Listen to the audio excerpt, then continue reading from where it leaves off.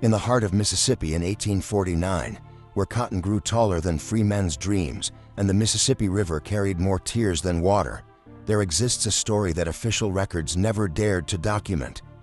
The Riverside Mansion, with its white columns and perfumed gardens, was the stage for what newspapers of the time called an inexplicable family tragedy, a wedding banquet that transformed into a collective wake.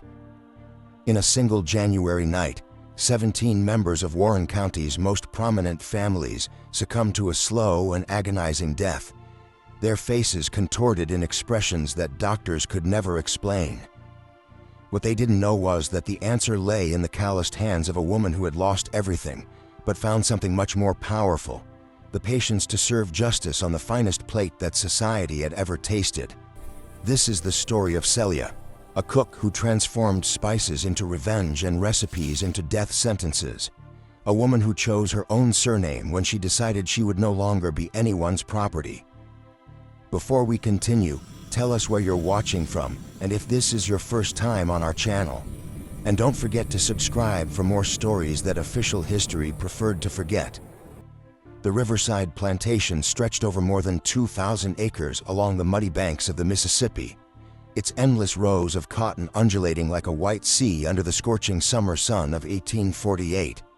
It was one of Warren County's most prosperous properties, known not only for the quality of its harvest, but for the opulence of its main house, and primarily for the excellence of its table.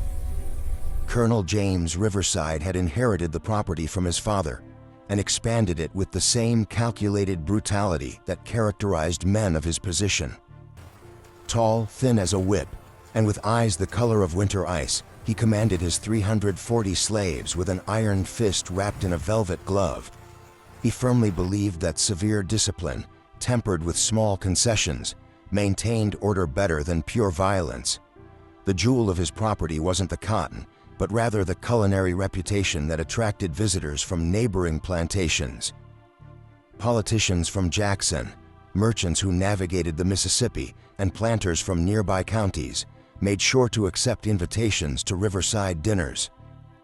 The secret of this fame resided in the hands of a woman whom few guests ever saw, but whose talent everyone savored.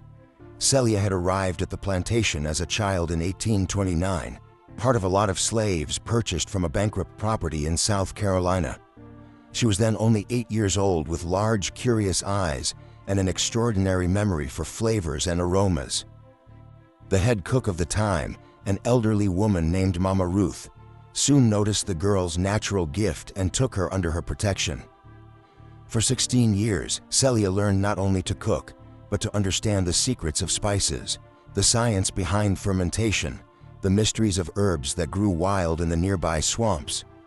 Mama Ruth, born in Africa and brought to America as a young woman, carried ancestral knowledge about medicinal plants and their properties. She taught Celia that every leaf, every root, every seed had a purpose, some to heal, others to cause sleep, and some had purposes that were better not mentioned aloud. Mama Ruth would say while they dried herbs under the moon that their people had known the secrets of the earth since before the ships, since before the chains. This knowledge lived in the blood, passed from mother to daughter, like an inheritance that could never be stolen. Mama Ruth also taught Celia something equally valuable: how to read and write. During the long winter nights when kitchen work diminished, she showed the girl how to form letters in the sand, how to decipher words in the main house's recipe books, how to keep secret records of her discoveries about plants.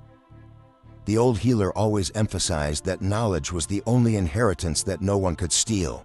If Celia knew how to read, she could learn anything. If she knew how to write, she could leave her mark on the world, even when others thought she was invisible. When Mama Ruth died of fever in 1845, Celia naturally assumed her place as head cook. She was then 24 years old, had married a blacksmith named Samuel, and given birth to 3 children: Thomas, born in 1841, Mary, born in 1842, and little David, born in 1844. The family lived in a cabin slightly larger than the others, a privilege granted due to Celia's importance to the house's reputation. Colonel Riverside rarely addressed Celia directly, communicating his demands through his wife, Rosalind. a pale and nervous woman who spent most of her time embroidering and taking laudanum for her nervous conditions. It was Rosalind who planned the menus for special occasions, always consulting a recipe book that had belonged to her mother-in-law. But it was Celia who transformed those instructions into edible works of art. The main house kitchen was Celia's kingdom, spacious with a large iron stove with multiple ovens, shelves filled with spices from distant places through river trade, and a pantry that rivaled those of urban hotels. She commanded a team of 6 assistants, all young women she had trained herself. Each had her specialty. Sarah handled breads and sweets, Hannah prepared meats. Lily was responsible for preserves and pickles, but Celia kept the most important secrets to herself. She was the one who prepared the special sauces that made guests sigh with pleasure. She who knew exactly how long to let the ham smoke to achieve perfect texture. She who knew the exact combination of herbs that transformed a simple chicken broth into something memorable. Celia's children lived in the slave quarters with the other children, but sometimes came to the kitchen when she needed to watch them while working. Thomas, at 7 years old in 1848, already showed interest in learning his father's trade at the forge, and frequently accompanied him when her kitchen duties allowed. Mary, at 6 years old, had inherited her mother's curiosity about plants, and sometimes accompanied her when Celia collected herbs near the slave quarters. David, still small at 4 years old, was content to play with corn dolls that Celia made for him in her rare free moments. Life on the plantation followed a predictable rhythm, and within the limits imposed by slavery, was relatively stable. Celia had found a way to protect her family through her indispensable usefulness. The colonel would never sell the cook who guaranteed his social reputation, and by extension would never separate her family. It was an illusion of security that she carefully cultivated without realizing that stability in a slave's life was always a mirage, always dependent on the whims and moods of those who held absolute power over their lives. Addison Riverside, the colonel's eldest son, had recently returned from his studies in Natchez.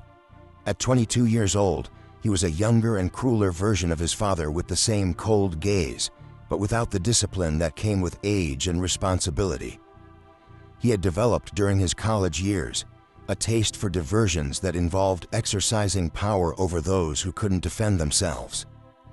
Celia had noticed how Addison looked at her younger assistants, how he found excuses to visit the kitchen when his father wasn't present. She had begun keeping the girls always busy when he appeared, always under her direct supervision. But she couldn't be everywhere at once, and Addison had all the time in the world. What Celia didn't know was that Addison had noticed her children during their brief visits to the kitchen, and that in his twisted mind, he was beginning to see in them an opportunity to amuse himself in a way he considered completely innocent. After all, they were just games, and slave children. Well, they needed to learn early what their place in the world was. During the hot summer afternoons when fieldwork slightly diminished, Addison often wandered the property looking for ways to entertain himself. He had developed a particular interest in educating slave children about hierarchy and obedience, creating cruel games that he considered valuable lessons. Celia sensed the growing tension in the quarters when Addison appeared. Mothers pulled their children closer. Men lowered their eyes and continued working with renewed intensity, but she couldn't imagine that her own children would soon become the focus of the young master's twisted attention. The Riverside Plantation functioned like a small kingdom with its own unwritten rules and complex hierarchies. At the top was the colonel, followed by his family, then the white overseers, and finally the slaves in their own internal subdivisions. Celia had learned to navigate this system carefully, using her privileged position as cook to protect her family as much as possible. But protection, she was about to discover, was an illusion that could be shattered in a single moment of casual cruelty. The autumn of 1848 arrived in Mississippi with deceptive beauty, painting the oak leaves in golden tones and filling the air with the sweet aroma of sugar cane being harvested. It was the time of year that Celia most appreciated, when kitchen work intensified with the preparation of winter preserves and dinners became more elaborate, celebrating the season's abundance. That October morning, Celia woke before dawn as she always did. The air was fresh, almost cold, and a thin mist covered the fields like a ghostly veil. She lit the fire in the kitchen and began preparing breakfast for the main house, her movements automatic after so many years of routine. Samuel had already left for the forge, and the children still slept deeply on their small straw mattresses in the quarters. The day promised to be special. The colonel had announced that he would receive a group of neighboring planters interested in discussing cultivation techniques and possible commercial partnerships. It was the type of occasion that demanded Celia's best, a lunch that would impress men accustomed to fine dining and convince them that Riverside was a prosperous and well-managed property. Celia had planned the menu meticulously: turtle soup with sherry roasted duck with wild berry sauce, ham glazed with honey and mustard, sides of caramelized sweet potato, and green beans with almonds. For dessert, her famous bourbon pudding with vanilla cream, a recipe she had perfected over the years, and that never failed to draw praise from guests. While supervising her assistant's work, Celia allowed herself a moment of silent pride. She had transformed the Riverside Plantation kitchen into something that rivaled the best establishments in Natchez or Vicksburg. Her work not only sustained the colonel's social reputation, but also provided relative protection for her family. It was a delicate balance, but one she had learned to maintain with mastery. Around 10:00 in the morning, Thomas, Mary, and David appeared in the kitchen, as they did when Celia needed to watch them during work. Thomas had fed the chickens in the quarters, Mary had helped the older women collect eggs, and David, still too small for serious work, had simply tried to help his older siblings. Celia gave them pieces of sweet bread left over from the main house's breakfast and instructed them to stay near the kitchen where she could supervise them. Celia established the rules as she always did. The children should remain visible, Thomas should take care of his younger siblings, and David shouldn't wander off. Thomas, serious like a miniature adult, nodded with understanding and assumed responsibility for his siblings. Celia watched them play in the small courtyard behind the kitchen, their laughter echoing in the morning air. For a moment, she allowed herself to imagine a different future for them. Perhaps Thomas could learn to read and write as she had learned. Perhaps Mary could use her knowledge of plants for something beyond survival. Perhaps David could grow up in a world where being black didn't automatically mean being someone's property. They were dangerous dreams, she knew, dreams that could break a mother's heart, but they were all she had to offer her children besides love and protection. The morning passed quickly in lunch preparation. The guests arrived at noon, well-dressed men arriving on horseback and in simple wagons, speaking in loud voices about cotton, prices, and cultivation techniques. Celia could hear them from the other side of the dining room door while serving the dishes, their voices confident and satisfied. The lunch was an absolute success. She could tell by the way the guests savored each dish, by the praise that reached the kitchen through the servants who served at the table. The colonel was clearly satisfied, and Rosalind even sent a congratulatory message through Sarah. It was almost 3:00 in the afternoon when Celia realized she hadn't seen the children for some time. Normally, they appeared in the kitchen around noon, asking for something to eat or simply to be near their mother. Their absence left her slightly uneasy, but she consoled herself, thinking they were probably playing in the quarters and had lost track of time. It was Hannah who brought the first alarming news. She had gone to get firewood from the depot near the quarters and seen smoke coming from the old barn, the one that was no longer used to store hay, and stood at the boundary between the cotton fields and the slave area. Hannah arrived, running to the kitchen, breathless, reporting the presence of heavy smoke coming from the old barn. Celia's heart stopped for a moment. The old barn was near the quarters where the children sometimes played, when they weren't under her direct supervision. Without thinking twice, she dropped the spoon she was using to stir the sauce and ran toward the door. She shouted over her shoulder for Sarah to take care of the kitchen, already running through the fields. The smoke was visible in the distance, a thick black column rising against the blue afternoon sky. Celia ran like she had never run in her life, her heart beating so hard she could hear it in her ears. Other slaves had noticed the smoke and were running in the same direction, carrying water buckets from nearby wells. When she reached the barn, the structure was already completely engulfed in flames. The heat was intense, almost unbearable, and the black smoke made it difficult to breathe. But it was the sound that terrified her, muffled screams coming from inside the burning structure, voices she immediately recognized. Celia screamed about her children being inside, trying to approach the entrance. Strong hands held her, preventing her from running into the inferno. It was Samuel who had come running from the forge upon seeing the smoke. Samuel shouted that she would die, struggling to hold her while she fought desperately. Other men tried to approach the entrance, but the flames were too intense. The old dry wooden structure burned like paper, and the roof was already beginning to collapse. The screams from inside grew weaker, then ceased completely. Celia stopped fighting and fell to her knees in the dirt. A sound came from her throat that was neither quite a scream nor quite a moan, but something more primitive, deeper. It was the sound of a soul breaking in half. It took almost 2 hours for the fire to be completely extinguished. When they could finally enter the smoking ruins, they found the 3 small bodies embraced in a corner where they had tried to hide from the flames. Thomas had tried to protect his younger siblings with his own body, but it hadn't been enough. What was later discovered was that the barn door had been locked from the outside. Someone had deliberately trapped the children inside before setting fire to the structure. But who and why? Addison Riverside appeared at the fire scene about an hour later, claiming to have been riding in the distant fields and only seeing the smoke when returning to the house. He expressed his condolences to the colonel for the loss of valuable property and suggested it had probably been an accident. Children playing with matches, perhaps.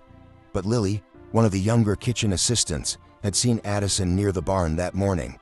She had gone to collect wild herbs near the quarters and seen him talking with the children, laughing at something Thomas had said. When she told this to Celia 3 days after the funeral, her words were like a second death. Lily revealed that Addison had been playing with the children, mentioning knowing a new game they would like. He had instructed the children to enter the barn, promising to fetch a surprise for them. Celia said nothing. She just nodded and continued peeling potatoes for dinner. But something inside her had changed at that moment. Something had died along with her children, and something new had been born in its place. That night, alone in her empty cabin, Celia made a decision.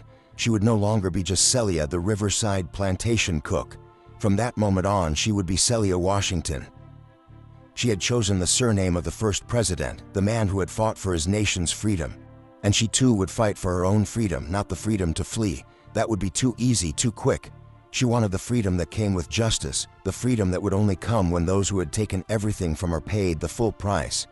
Celia Washington began to plan. During the days that followed the funeral, she maintained her normal routine in the kitchen. But at night, when everyone slept, she silently left her cabin and walked to the place where her children had died. There, kneeling among the still smoking ruins, she made promises that no human ear heard. She whispered to the blackened earth about Thomas, Mary, and David, promising she wouldn't forget and would make them all pay. And on moonless nights when the darkness was deepest, she began collecting the plants that Mama Ruth had taught her to recognize. Plants that grew only in places where death had touched the earth. Plants that carried in their roots and leaves the darkest secrets of nature. Don't forget to subscribe to the channel to follow the unfolding of this story that forever changed a plantation in Mississippi.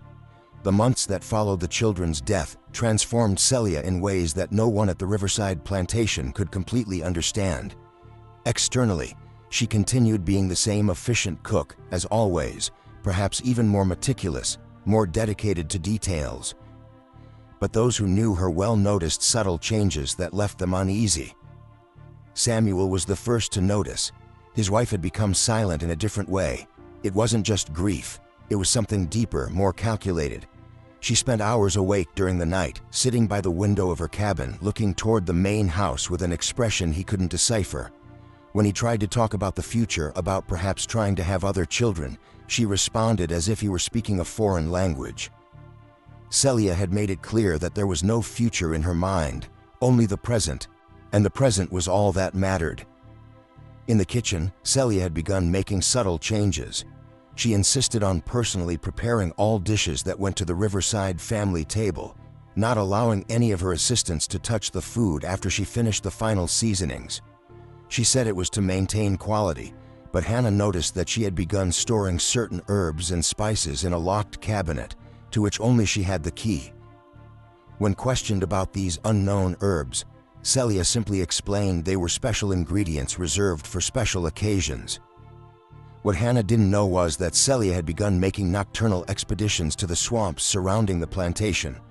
Using the knowledge that Mama Ruth had transmitted to her, she collected plants that grew only in specific soils under specific conditions, mushrooms that sprouted on rotting logs, vines that wrapped around dead trees, roots that could only be harvested during autumn and early winter. Mama Ruth had taught her about these plants when she was young, but always with severe warnings. She had said some were for healing pains that white doctors didn't know how to cure, showing some dried leaves, and others, well, others were for when healing was no longer possible, when only justice remained. Celia now perfectly understood what the old healer had meant. During the winter of 1848, she experimented. Small doses, almost imperceptible, added to Addison Riverside's food. Nothing that could kill him, not yet. Just enough to cause discomfort, to make him question his own health. Inexplicable stomach pains, nausea that came and went without apparent reason, nights of insomnia followed by days of extreme fatigue. Addison began complaining about his health with increasing frequency. He consulted doctors in Vicksburg and even in Natchez, but none could find a cause for his symptoms. Some suggested it could be stress. Others recommended dietary changes. One particularly perceptive doctor suggested that perhaps he should avoid heavily spiced foods for a while. Celia almost smiled when she heard this recommendation being discussed in the dining room. If only they knew that the problem wasn't the spices she used, but rather the special ingredients she had begun adding. Meanwhile, she observed. She studied the house patterns, meal schedules, each family member's food preferences. She discovered that the Colonel had a predilection for rich, dark sauces, that Rosalind preferred delicate and lightly sweet dishes, that Addison liked rare meats and strong seasonings. More importantly, she discovered that the Riverside family was planning something big for early 1849. Pearl, the Colonel's youngest daughter, had become engaged to Sylvester Thompson, son of a prominent cotton planter family from the neighboring county. The wedding was scheduled for late January and would be the region's most important social occasion in months. Rosalind had begun preparations months in advance, consulting Celia almost daily about the menu for the wedding banquet. It would be an intimate event, just for close families and some dear relatives. Riverside's culinary reputation would be put to the test before people who really mattered to the family. During one of these consultations, Rosalind emphasized that the wedding needed to be absolutely perfect, a very special family event where everyone would remember the Riverside's hospitality. Celia assured it would be perfect, a promise she truly intended to keep, and she really promised it would be perfect, perfectly planned, perfectly executed, perfectly final. During the long winter nights, Celia began elaborating her plan. It wouldn't just be a matter of poisoning the food. That would be too simple, too obvious. She wanted something more subtle, more artistic. She wanted each person present at the banquet to receive exactly what they deserved in the exact measure of their sins. She began researching who would be present at the wedding. Through conversations she heard in the main house, letters she saw being written, preparations she observed, she built a mental map of who would be present that night. The complete Riverside family, the Colonel, Rosalind, Addison, Pearl, and her younger brother Charles. The Thompson family, Sylvester's parents, his 2 brothers and 1 sister, some close uncles and cousins from both families, 17 people in total. 17 lives that had benefited directly or indirectly from the system that had killed her children. 17 people who had never questioned the right to own other human beings, to separate families, to treat children as property. Each name she discovered was added to her mental list, and for each name she began planning a specific destiny. Colonel Riverside, who had allowed his son to kill 3 innocent children and then covered up the crime, would receive the main course, literally and figuratively. Addison, the direct murderer, would have a slower, more painful death. Rosalind, who had lived her entire life benefiting from others' suffering without ever questioning, would die confused and frightened without understanding what was happening. And the others would receive a lesson about the true costs of their prosperity. Celia spent the rest of winter perfecting her recipes, not just the culinary ones, but the others, those that Mama Ruth had taught her in secret, those she had learned alone through careful experimentation and trial and error. She tested dosages, studied effects, calculated action times. A particularly important discovery was that she could prepare special dishes for the few children who would be present, the Thompsons' young children. They would receive completely different food, sweet porridges and warm milk that would make them sleep deeply during the banquet. Celia had no interest in hurting innocents. Her justice was precise, directed only at those who carried guilt. During her nocturnal expeditions to the swamps, she also collected plants with mild sedative properties. The children would sleep peacefully while the adults paid for their family's sins. When spring arrived in Mississippi in 1849, Celia Washington was ready. She had transformed from a grieving cook into something much more dangerous, a woman with a plan, knowledge, and most importantly, nothing left to lose. Pearl Riverside's wedding would be remembered for generations, but not for the reasons the family expected. In her final weeks of preparation, Celia began leaving small signs of her transformation. She wrote in her secret notebook, the same one where Mama Ruth had taught her the first letters, not just recipes but reflections on justice, on the price of silence, on what happens when patience finally runs out. She wrote one night by candlelight, "They thought we were invisible, that we didn't see, didn't remember, didn't feel. But we are the living memory of all their sins. And memory, when it finally speaks, has a voice that echoes through the centuries." Samuel noticed that she had begun using the surname Washington when signing her notes. When he asked about this, she explained having chosen her own name, declaring she was now free to choose her own destiny as well. He didn't completely understand what she meant, but something in her tone made him decide not to ask more. The morning of January 27, 1849 dawned clear and cold in Mississippi, with a thin layer of frost covering the cotton fields like powdered sugar on a cake. It was Pearl Riverside's wedding day, and the plantation had been bustling with activity since before sunrise. Celia had awakened at 3:00 in the morning as she had planned for months, not from nervousness or anxiety, but because she had much work ahead, the kind of work that required absolute precision, perfect timing, and above all, a calm that she had cultivated during the long months of preparation. The main house kitchen had been transformed into a military operations center. 3 ovens functioned simultaneously. Enormous pots bubbled over the fire, and her 5 assistants moved in a rehearsed choreography, each responsible for specific aspects of the banquet. But Celia maintained absolute control over the most important elements, the seasonings, the sauces, and especially the final touches of each dish. The menu had been planned with the meticulousness of a general preparing for battle. Fresh oyster appetizers from New Orleans through river trade, served with mignonette sauce she had prepared herself. Turtle soup with sherry, a specialty she had perfected over the years. The main course would be a whole roasted pork glazed with honey and mustard, accompanied by smoked ham, roasted duck with cherry sauce, and a variety of sides that would make guests remember this banquet for the rest of their lives, which, as Celia knew, wouldn't be very long. The guests began arriving around noon. Wagons and horses climbed the circular road leading to the main house, bringing the Riverside's closest families. Celia observed them discreetly through the kitchen window, identifying faces she had studied for months through descriptions and overheard conversations. There was the Thompson family patriarch, Colonel Wilfred Thompson, known for his brutal disciplinary practices on his own plantations. Beside him, his wife Matilda, who was famous for separating slave families as a strategy to prevent excessive bonds. The 2 eldest Thompson sons, Seth and Randolph, both following their father's cruel footsteps. The youngest daughter, Jeanette, who despite her youth already demonstrated the same contempt for slaves that characterized her family. 17 guests in total, each carrying their own guilt, their own sins against humanity, and Celia had prepared something special for each of them. The wedding ceremony was held in the main house garden under a pavilion decorated with white flowers and silk ribbons.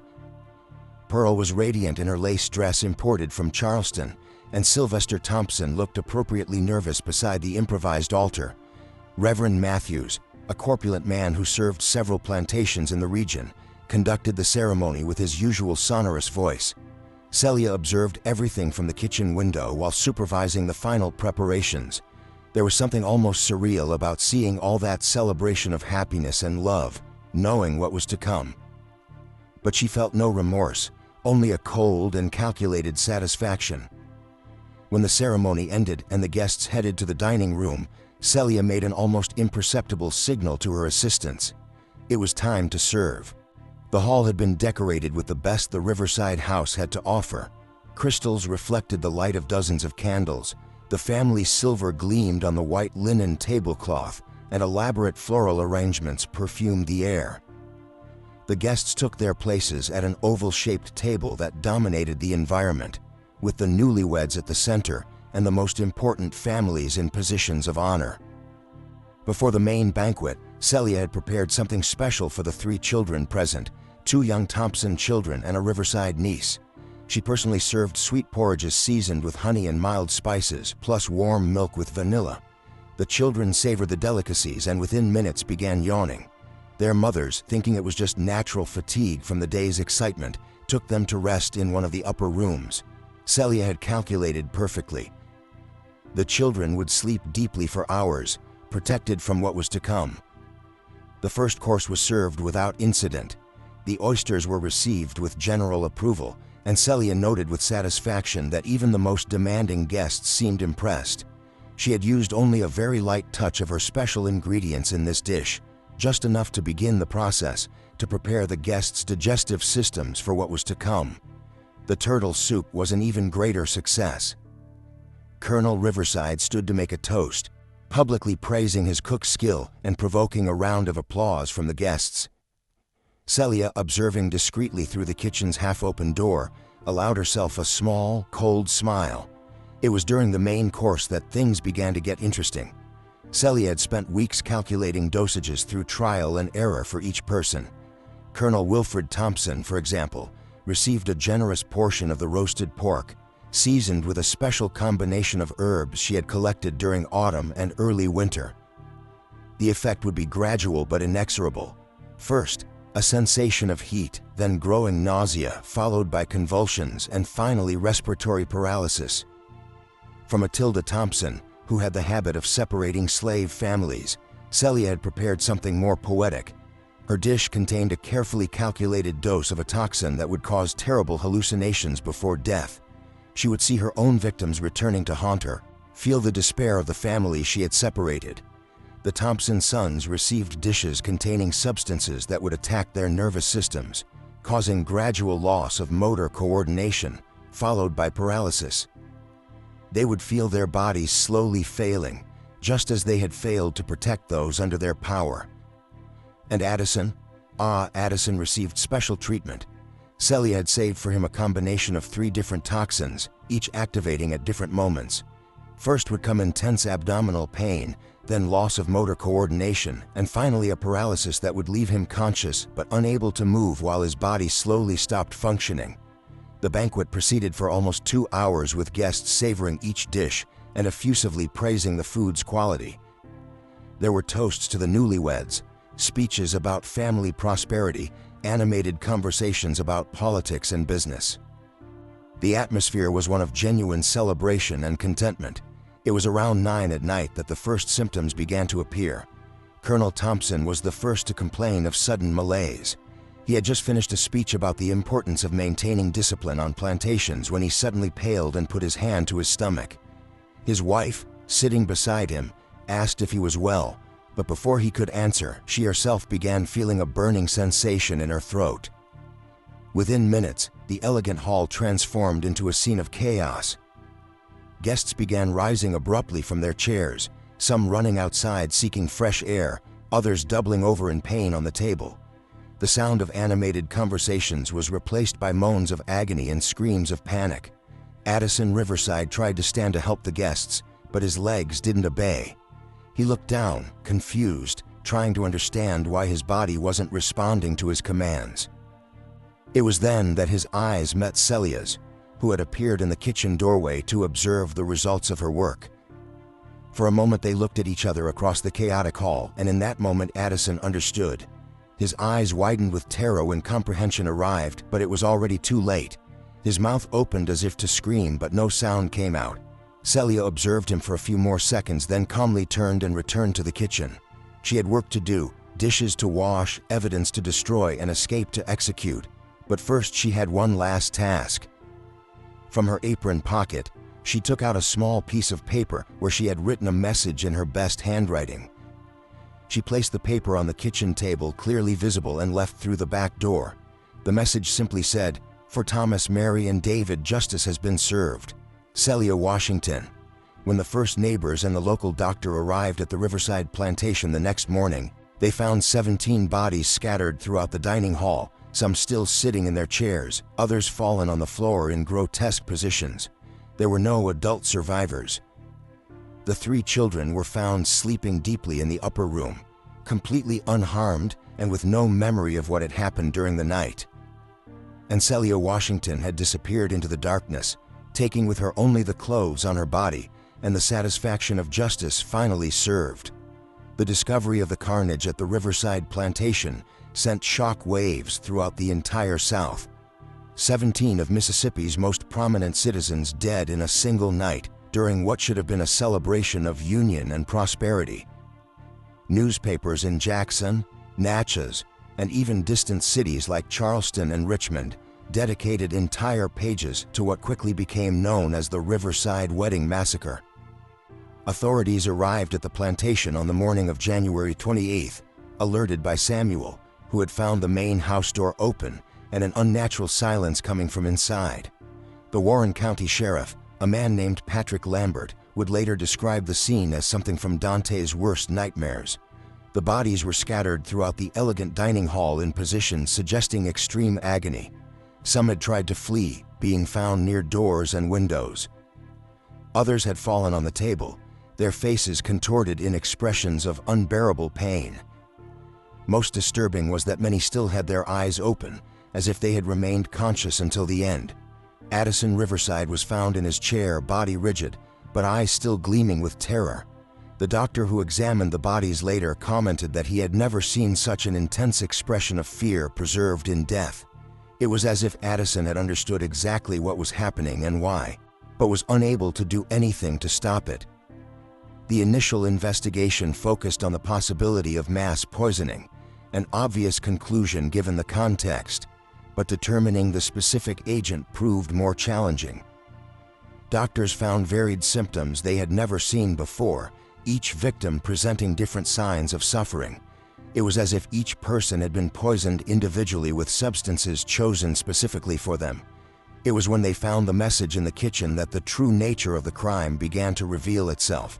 For Thomas, Mary, and David, justice has been served. Celia Washington was written in careful handwriting, the words burning in the minds of all who read them like a confession and a declaration of war simultaneously.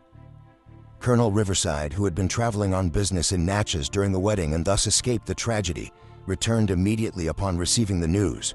When shown the message, his face visibly paled. He knew exactly who Thomas, Mary, and David were and began to understand the magnitude of what had happened. The colonel murmured to himself, questioning how a simple cook could have executed such a plan. But Celia had not been a simple cook for a long time. She had transformed into something much more dangerous, a woman with knowledge, determination, and a thirst for justice that had consumed everything else in her life. The search for Celia Washington began immediately. Posters with her description were spread throughout Mississippi and neighboring states.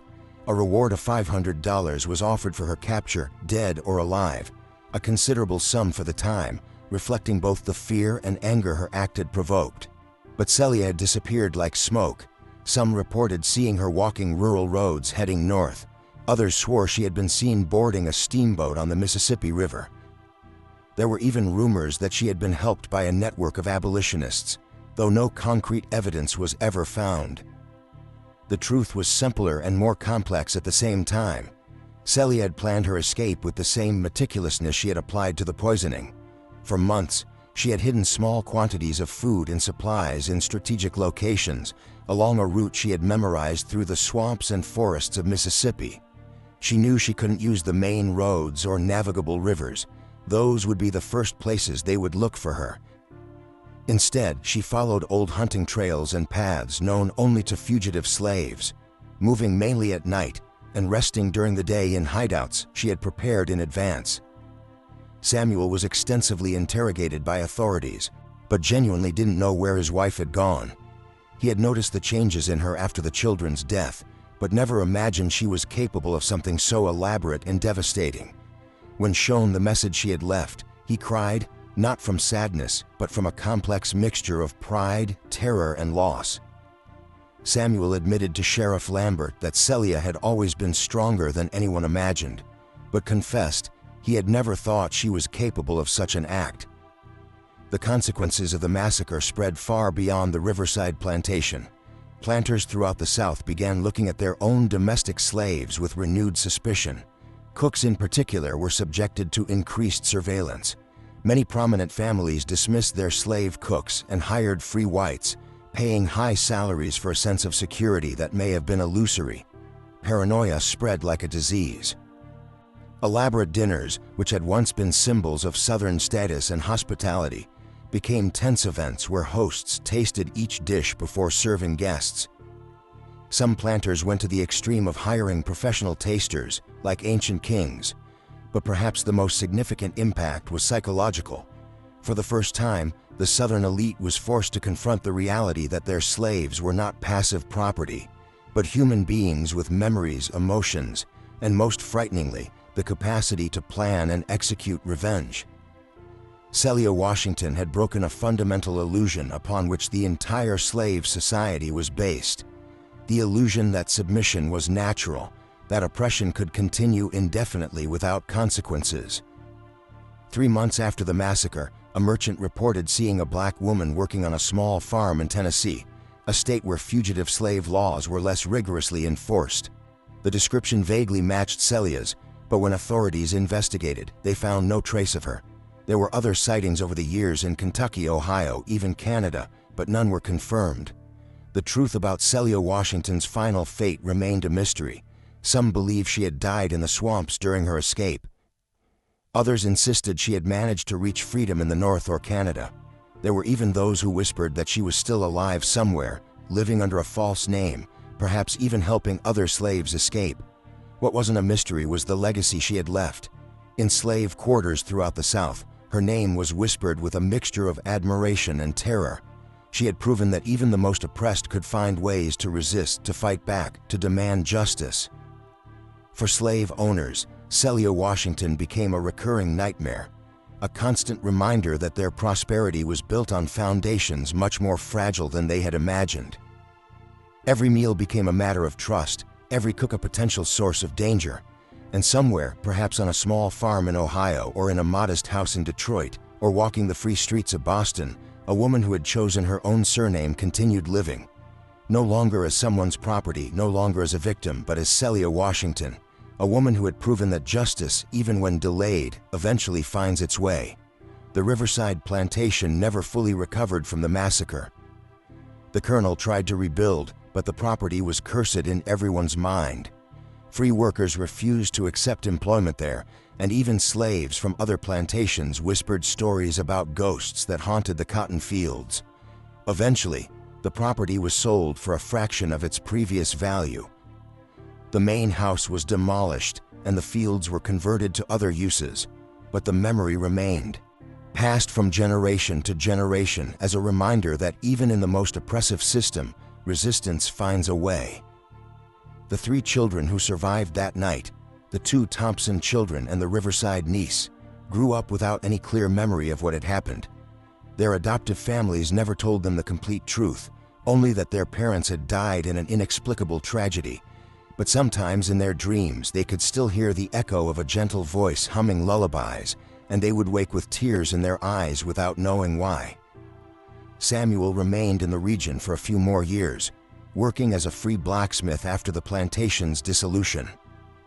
He never remarried, but was frequently seen visiting the small cemetery where Thomas, Mary, and David were buried. When he died in 1867, witnesses reported that his last words were a message for Celia, expressing understanding and forgiveness. Reverend Matthews, who had officiated the fatal wedding, never again managed to perform a ceremony without trembling. He developed the habit of fasting for 3 days before any religious event, convinced that God was testing his faith through fear. He died 2 years later, some say from pure terror, others from a guilty conscience that finally consumed him. And sometimes on cold winter nights in Mississippi, when the wind blows through the fields where cotton once grew, local residents swear they can still hear the echo of a voice whispering through the darkness. For Thomas, Mary, and David. But there are also those who say they hear something more. The sound of firm footsteps walking down the dusty road. The noise of a woman who chose her own destiny and never looked back. Because Celia Washington wasn't just a story of revenge. She was a story of transformation, of a woman who refused to accept that her pain was insignificant, that her justice was impossible.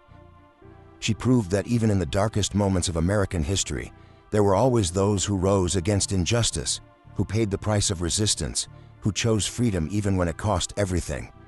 The story of Celia Washington remains as one of the most disturbing and complex episodes in 19th century American history. In a single night, she transformed a wedding banquet into a court of justice, where 17 people paid with their lives for the sins of an entire society. Her act wasn't just personal revenge. It was a declaration that even those considered property possessed agency, memory, and the capacity to demand accountability. She proved that knowledge, when combined with determination and opportunity, could be more powerful than any chain or whip. What makes Celia's story even more impactful is her surgical precision. She didn't kill indiscriminately, but chose each victim based on their specific crimes against humanity. Each death was personalized, each suffering calculated to reflect the suffering these people had caused others. And in her final compassion, she protected innocent children, proving that her justice was guided by principles, not bloodlust. Today, more than 170 years later, Celia Washington's story continues to echo through time as a somber reminder that injustice, when ignored for too long, eventually finds its own form of correction. She wasn't just a woman who lost her children. She became the embodiment of the collective memory of all those who suffered in silence. What's most impressive about her story isn't just the magnitude of her revenge, but the patience with which she executed it. For months, she transformed her pain into knowledge, her anger into strategy, her grief into determination. Each spice she added to the dishes that fatal night carried the weight of generations of unacknowledged suffering. Celia Washington forces us to confront uncomfortable questions about justice, revenge, and the price of systematic oppression. She reminds us that behind every system of domination exist real human beings with hearts that can be broken and minds that can plan retribution. Her choice to adopt the surname Washington wasn't accidental. It was a declaration of personal independence, a claim to her own identity in a world that saw her only as property. In that simple act of renaming herself, she transformed from victim to agent of her own history. Celia's final fate remains a mystery, and perhaps that's better. Her true victory wasn't escaping man's justice, but proving that justice has many faces, and sometimes it comes served on a fine porcelain plate, seasoned with herbs that grow in the dark swamps of Mississippi. The Riverside Plantation may have been destroyed. The bodies may have been buried, but Celia Washington's memory lives on. She became more than a person. She became a symbol, a warning, a promise that even in the cruelest systems, resistance finds a way. And perhaps somewhere on a cold night, when the wind blows through the empty fields where cotton once grew, you can still hear the echo of her voice whispering through the darkness.